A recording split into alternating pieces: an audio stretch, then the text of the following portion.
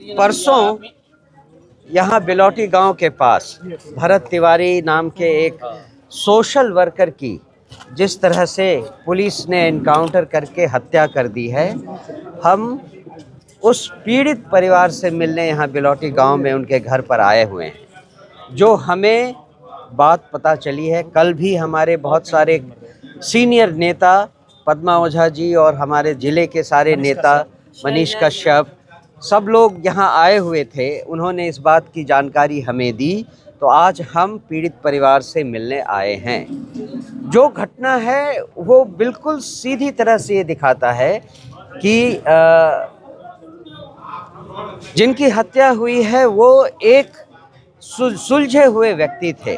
वो सामाजिक कार्यकर्ता थे जिनका केवल एक ही मुद्दा था कि समाज में लोगों के खिलाफ जो अन्याय हो रहा है उसके खिलाफ एक आवाज़ उठाने वाला कोई होना चाहिए। चाहे वो जल कटाव, गंगा के जल कटाव की बात हो या फिर लोगों के विस्थापन की बात हो, हर समस्या का वो पिछले कई सालों से आवाज़ उठा रहे थे। इसको लेकर जिला प्रशासन और कानून व्यवस्था, इन दोनों से उनकी झड़प कई बार होती रही है।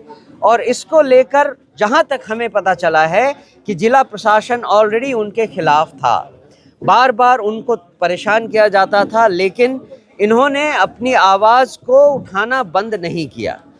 इसी को लेकर पिछले 2-3 दिनों से पुलिस बार बार इनके यहाँ आकर इनसे बातचीत कर रही थी और पुलिस का कहना है कि वो मानसिक रूप से संतुलित नहीं थे।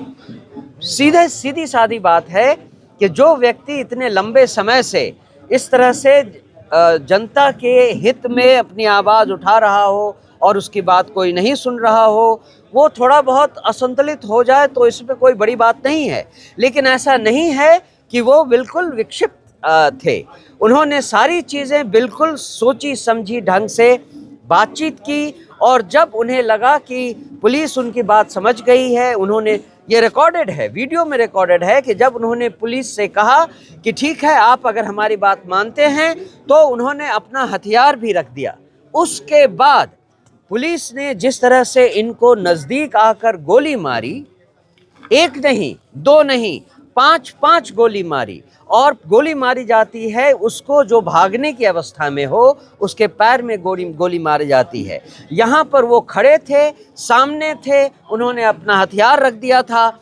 उसके बावजूद 5-5 गोलियां जिस तरह से मारी गई, वो हत्या है, उसके अलावा उसको कुछ नहीं कहा जा सकता।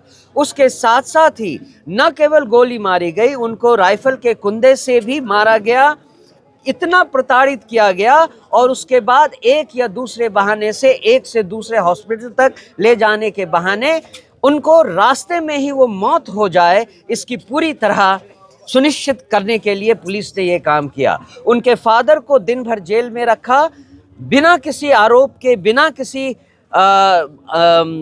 किसी समस्या के। वो गए थे केवल पुलिस को ये बताने के लिए कि मेरे बेटे को कुछ नहीं किया जाए, वो केवल सामाजिक काम में लगा हुआ है और वो थोड़ी बहुत असंतुलित हालत में है, उसको आप कुछ मत कीजिए।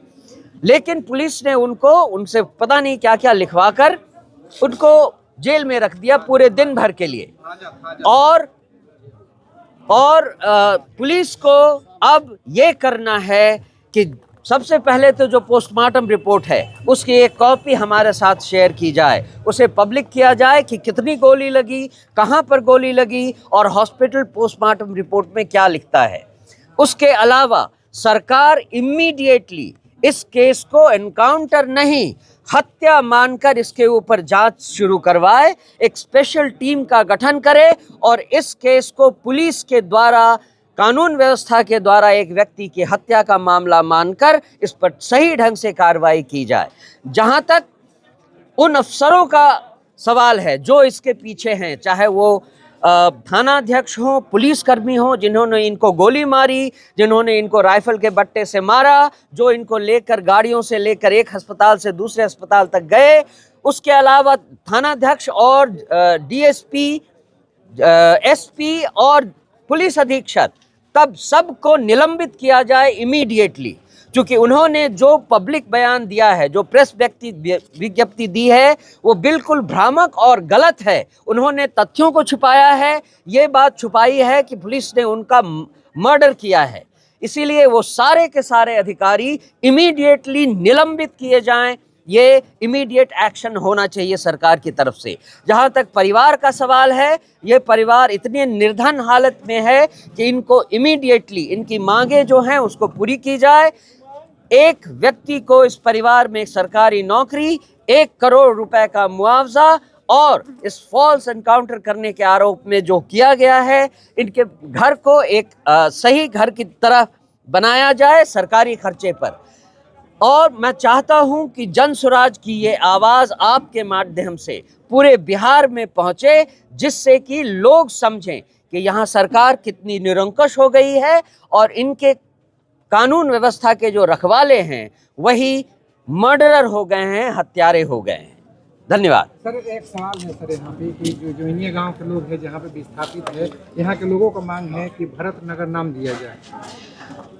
ये बात उचित है, जायज़ है और इसका सरकार को इस मांग को स्वीकार किया जाना चाहिए। उसके साथ साथ इस गांव में भारत के नाम की एक मूर्ति भी लगाई जाए, एक स्मारक बनाई जाए।